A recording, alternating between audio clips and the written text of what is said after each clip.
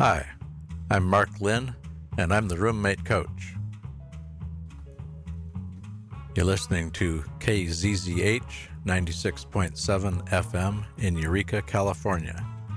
This will be episode 12 of the Roommate Coach, in which I am basically going to do a recap of pretty much what I've had to say before for the benefit of those who have not heard all 11 of the prior episodes.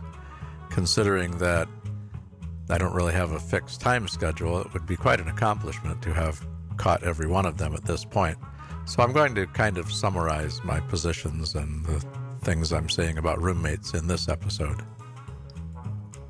I've also gotten some additional equipment, audio equipment, so I'm hoping that my audio is beginning to sound better.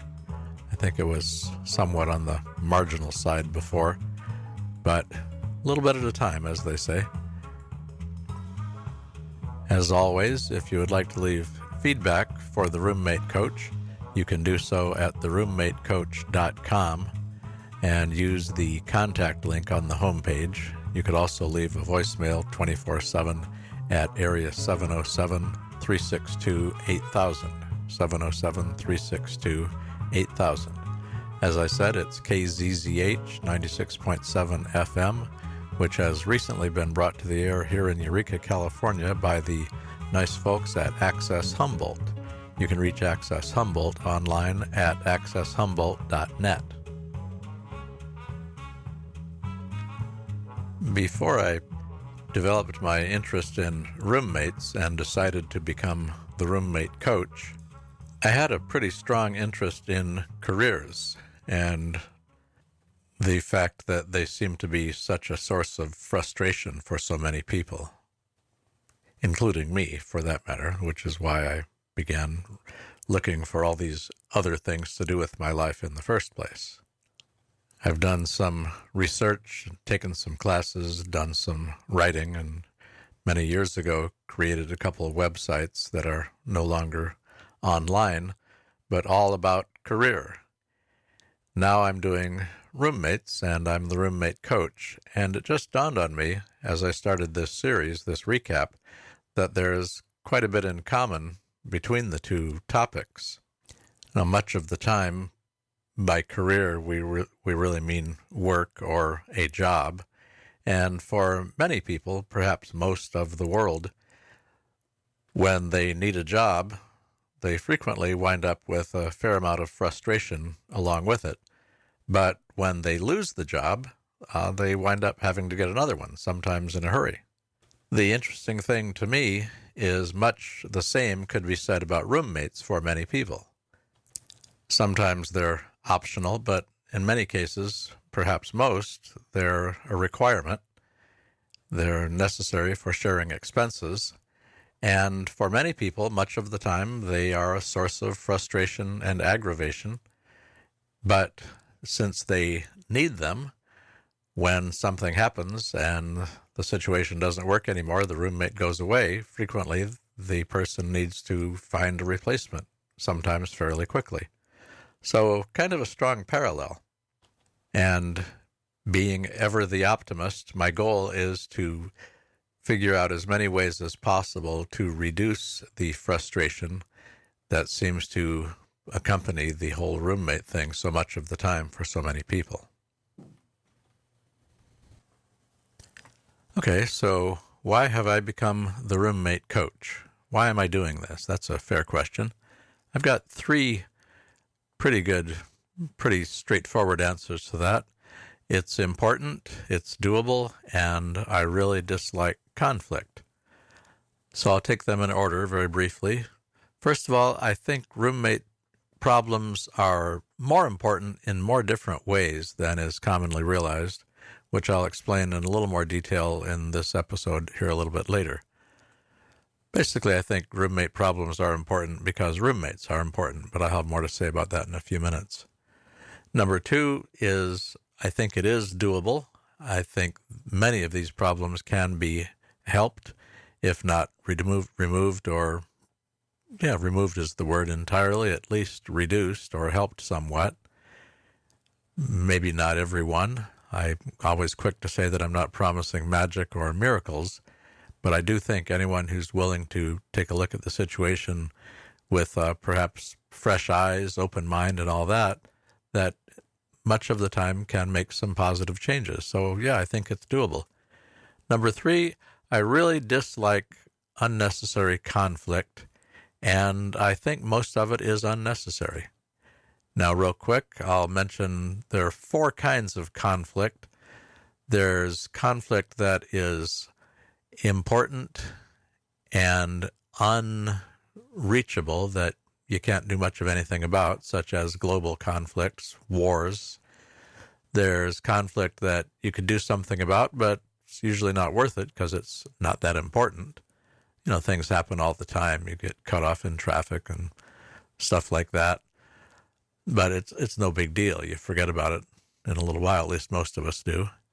There's unimportant conflicts that you can't do anything about. I guess that would be a big battle between people that you don't even know. But the roommate conflicts are unusual in that they are important, as I will explain a little later, and much of the time you can do something about them.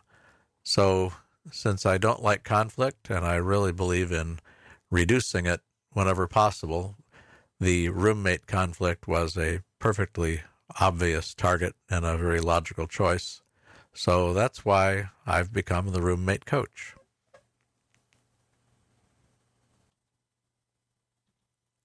First of all, just a quick review.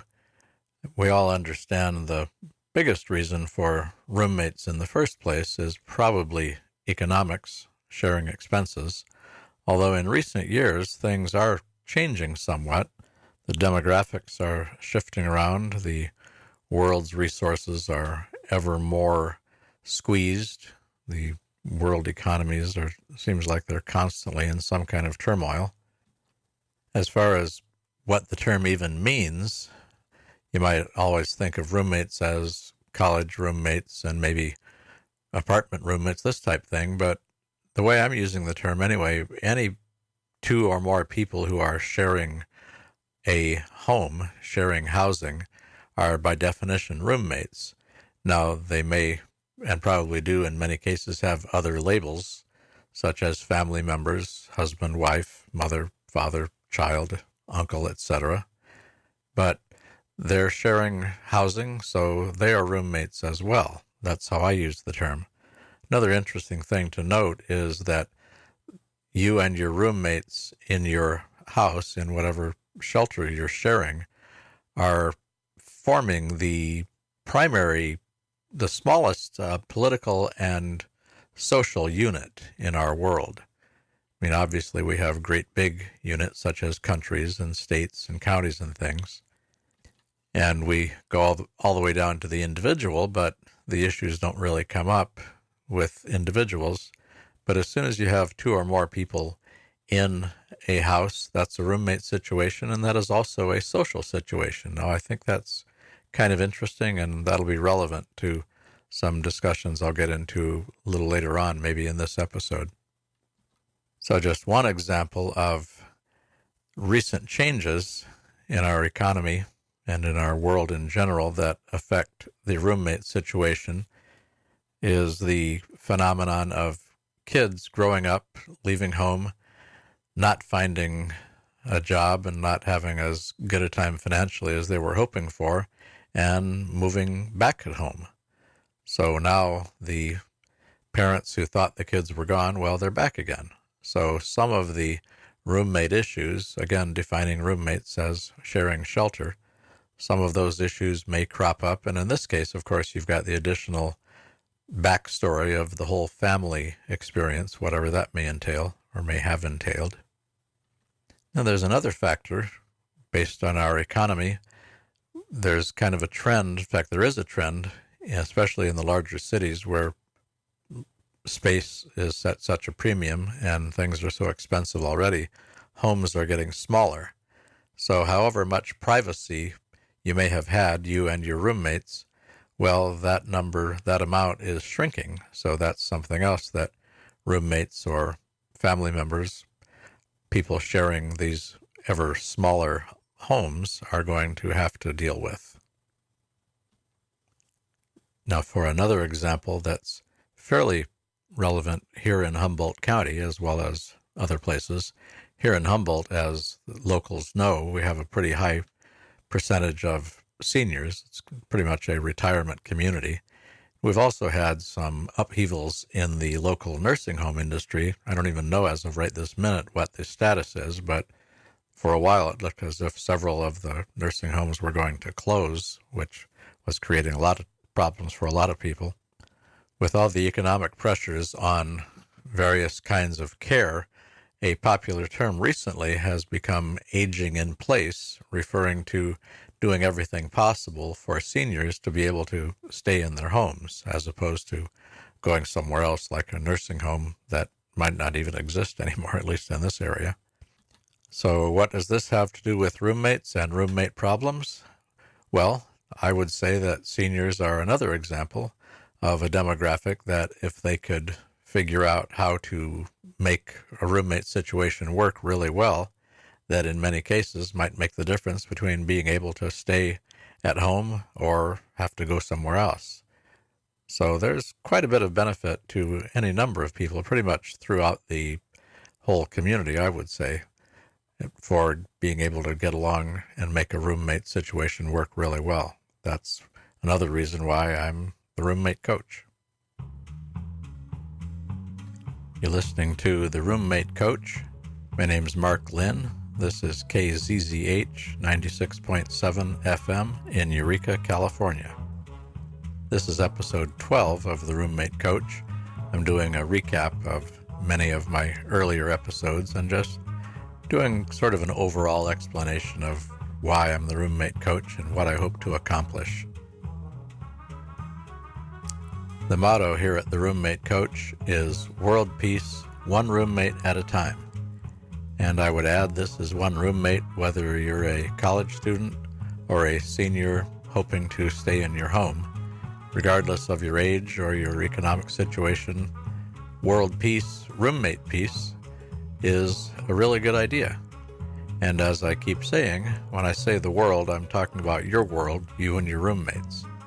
You might not be able to make a lot of difference to the big world with one or two roommates at a time, but one or two roommates, if you've got a home with 3 or 4 people in it, oh my gosh, that's 25 or 50% of your world suddenly becoming peaceful. I mean, what's not to like about that?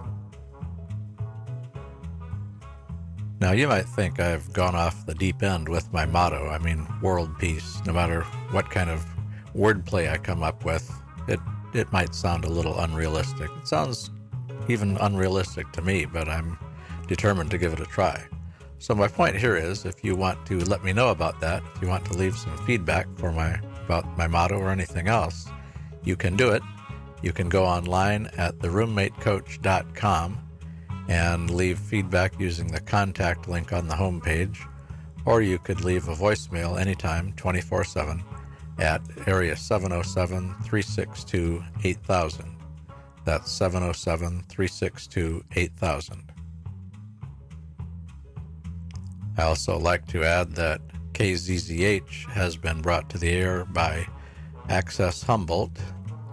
Many of us here in Humboldt County appreciate their efforts. I know I do, because they're allowing me to bring myself to the air and give you my ideas and concepts about improving world peace one roommate at a time as the roommate coach. You can reach Access Humboldt at accesshumboldt.net.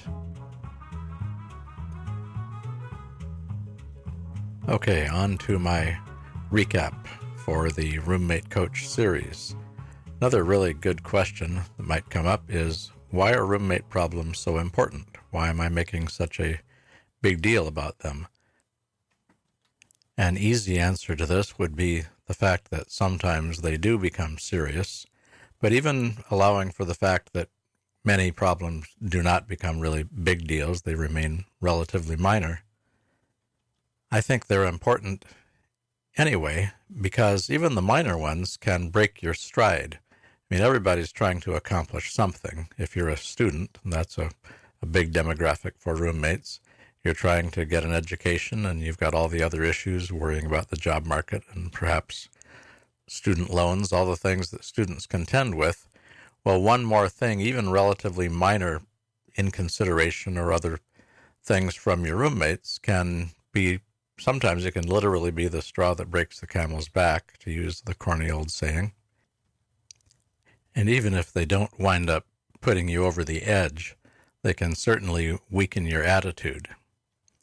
A really positive, consistently good attitude is probably one of the best things you can have in terms of having a good chance at achieving your goals. And the last thing you want is for something as seemingly trivial as roommate problems or even roommate annoyances to louse up your otherwise good attitude. So for that reason, I think they're a lot more important than many people realize. Now, here's a reason why you might be inclined to just sort of slough off roommate problems. Most of the time, they could also be considered conflicts. And the thing about conflicts in our lives is we may have a tendency to ignore them because two reasons. Many of the conflicts in our lives, the big ones, things like wars and stuff like that, are just so hopelessly out of our control. There's nothing any of us as individuals can do about those, even though they are clearly conflicts with potentially serious consequences, as we all know. There are other conflicts that come up that, even though they might be annoying at the time, things like being cut off in traffic and things like that, or maybe a rude waitress or someone in the coffee shop gives you just kind of a little bad attitude when they bring your coffee or whatever. Those kinds of things might be considered a conflict, but they're so minor that for the most part we just kind of forget about them in a very short time.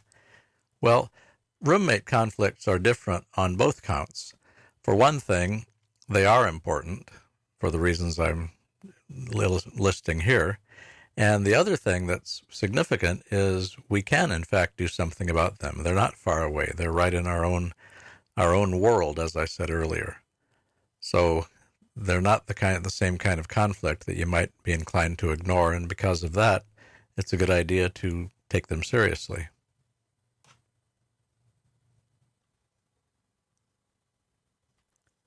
I like to say that roommate problems are important because roommates are important.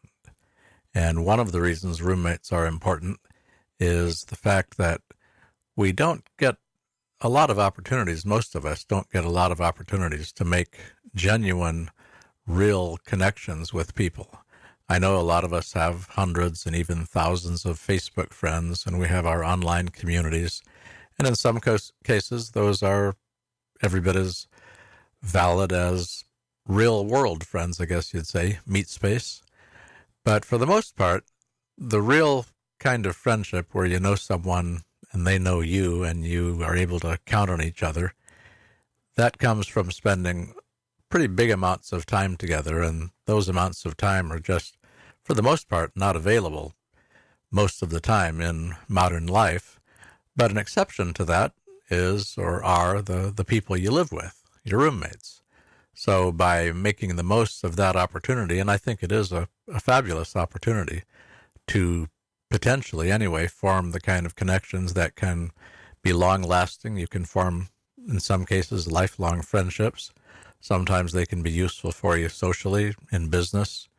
We hear all the time, not all the time, but we do hear about people starting a company and reaching out to people they knew, perhaps former roommates, friends they made in school, and being more successful than ever because of that connection. So it's a great opportunity, and by making the most of the relationship and not allowing the problems and conflicts and a lot of the petty stuff, and a lot of it really is petty. It starts out petty, and if it's not handled well, it becomes major, but it didn't have to. So by keeping that stuff from lousing up a otherwise good relationship, in some cases you can form and maintain some really important connections.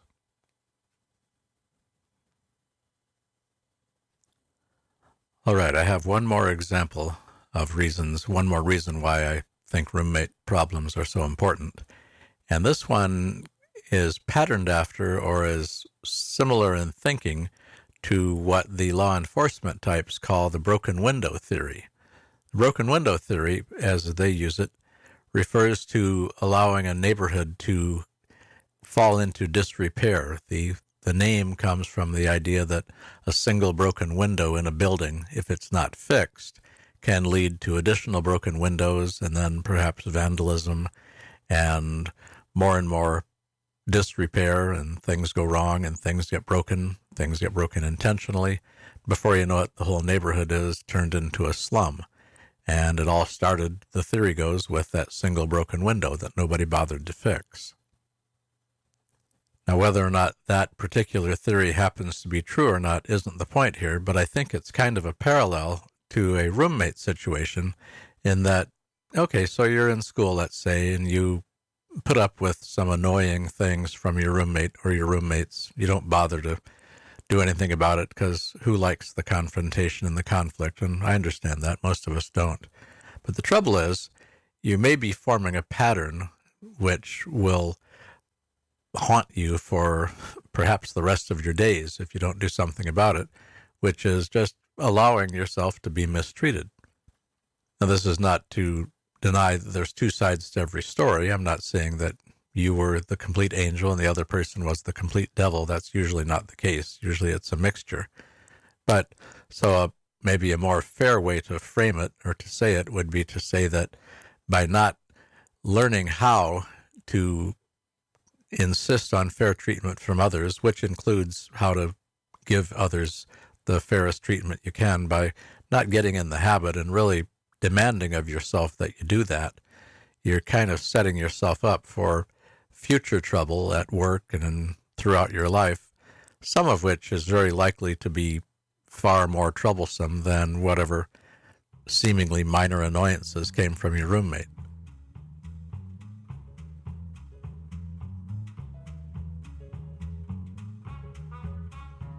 You're listening to The Roommate Coach on KZZH 96.7 FM in Eureka, California.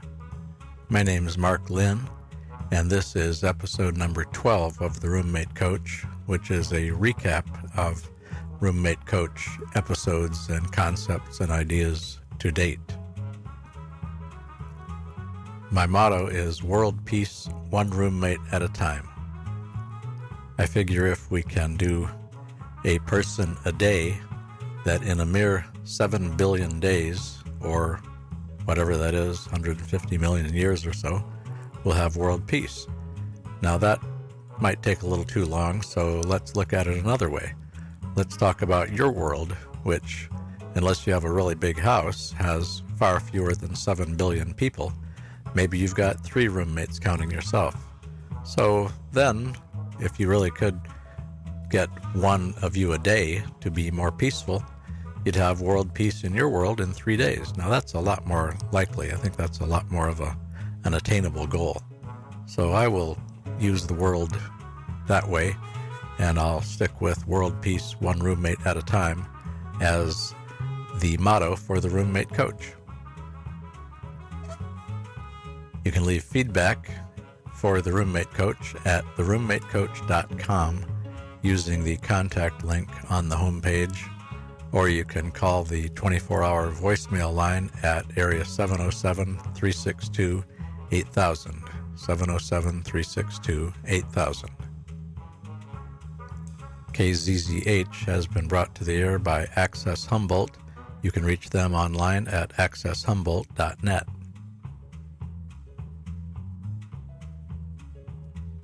All right, so we've finished a brief rundown of why roommates are important, why roommate problems are important, which is because roommates are important. And now it's time to take a quick look at some of the problems themselves. And I'll start out with a very brief explanation of why I think many of the problems occur, and why, most importantly, why I believe they can be helped. We human beings have such a long track record of getting along with each other so badly that there is a tendency to take it for granted, to just see it as inevitable. So when roommates don't get along, I think to a great extent, the thought is, well, that's just the way it is. Some people are hard to get along with. And perhaps on a surface level, maybe there's some truth in that. The trouble with that as an explanation is it doesn't leave a lot of room for trying to fix things, and as a result, a lot of people don't try to fix the roommate problems, and as a result of that, the problems remain. So here we are. The reason I am optimistic is my view, and I'll give you a warning here, this is not anything terribly surprising or terribly profound, and I don't pretend that it is. I just think that it's kind of like the proverbial elephant in the room. I think it's widely overlooked. I think the simple, unpleasant but simple truth is so many people in our world are just stressed, anxious, frustrated, angry for a variety of reasons that they don't especially want to face it or deal with it. So what happens is they wind up taking it out on people around them. Now, if it's just a transitory relationship, like if it's someone you're dealing with in a store or a stranger, it doesn't much matter. But with roommates, it does matter because you're there on an ongoing basis. Now, that's good news, I think, because if that is in fact the case, what it really means is that a lot of the trouble that occurs between people, between roommates in particular, at least initially, doesn't have much of anything to do with each other. So because of that, I think something can be done about it. And once again, that's why I've become the roommate coach. As far as the problems themselves, I'll just offer a quick summary here, going into detail about some of the problems and some of the ways to deal with them is really the point of the entire series. So this will be far from conclusive, but just like I say, kind of a quick high spot. I see just a few relatively major categories of difficulties that occur between roommates. Three that come to mind right away that I suspect account for the vast majority of problems are as follows. Problems involving consideration, or more accurately, lack of consideration for the other. Problems involving trust or integrity, and problems involving communication. Examples of the consideration problem are probably the most common if you look up roommate horror stories or roommates from hell or various key phrases like that. There are endless stories on YouTube and various online forums about roommates that will start a conversation, a phone conversation at 2 a.m, knowing full well that the roommate is sleeping soundly, perhaps in the same dorm room or maybe right nearby, and other kinds of unnecessary noise and racket that disturbs someone's sleep. And once again, taking a quick look at my best guess for why something this obvious occurs so frequently is many people, rightly or wrongly, believe that they themselves have been treated with less than full consideration. Whether that's objectively true or not isn't even the point. If the person feels that that's the case, there's a good chance that they will do it to someone else. That's just the way we're built psychologically. I believe this has a lot to do with where the practice of hazing comes from, which seems to boil down to, well, we suffered indignities when we started this, whatever it happens to be, so you will too. The next in my short list of categories of roommate problems is trust and integrity. This is pretty obvious as well. And again, many, many examples of these, the classic thing being the roommate just not being there to pay the bills that they incur, or even more common than that, because it's probably harder to prove and harder to do anything about, is the roommate gobbles up the other roommate's groceries and doesn't admit it, doesn't do anything about it. If you have nothing but time, you can spend probably years of your life reading one example after another of this kind of story in the various forums and YouTube and things. After a while, they begin to sound somewhat similar. Now, there is certainly overlap between these, because the third category I'll mention here, and I'll wrap this episode up, is communication. Classic example there being where the roommate invites someone over and doesn't bother to tell anybody, so all of a sudden people show up. Maybe it's a girlfriend, boyfriend, family, someone. So the other roommate or roommates are inconvenienced, and they had no idea and no way to prepare for it. Now, since they live together, it doesn't seem like it would be that hard to find each other. I mean, if you're thousands of miles away from someone and they don't have access to a computer or a phone or anything, maybe you could be forgiven for not communicating. But when they're your roommates, it's kind of hard to say, well, I couldn't find you. But once again, it happens, and it happens with mind-numbing frequency and regularity. This, I would say, also overlaps with the consideration. So those are just three big categories that probably, I would venture to say that probably maybe 80% or so of the various problem, annoyance type things that occur that go wrong between roommates probably fall into one of these three categories. There are more, but that's about it for now. I'm trying to keep these shows at right around 30 minutes, and I'm a little bit over already, so I guess I'll do part 2 of my recap, in which I'll say a little bit more about the various problems, and then for the next series, for the next show, I'll devote much of it to things that I think can be done about the problems, because that's the point of the roommate coach. This has been episode 12 of the Roommate Coach, which has been part 1 of a recap of the overall goal of the Roommate Coach series. My name is Mark Lynn. This is KZZH 96.7 FM in Eureka, California. The bumper music is called Rollin' at 5. That's by Kevin MacLeod. KZZH has been brought to the air here in Eureka, California by Access Humboldt. You can reach them at accesshumboldt.net. You can leave feedback for me, the Roommate Coach, at theroommatecoach.com. Use the contact link on the homepage, or you can call 24/7, area 707-362-8000. 707-362-8000. Leave me some feedback. Let me know if you like the show, how you like my motto about world peace, one roommate at a time, or if there's anything in particular you'd like to hear in the future.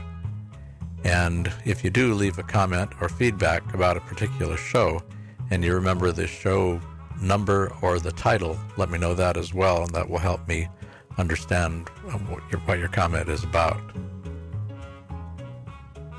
So once again, thank you so much for listening to The Roommate Coach, and I look forward to talking to you again real soon.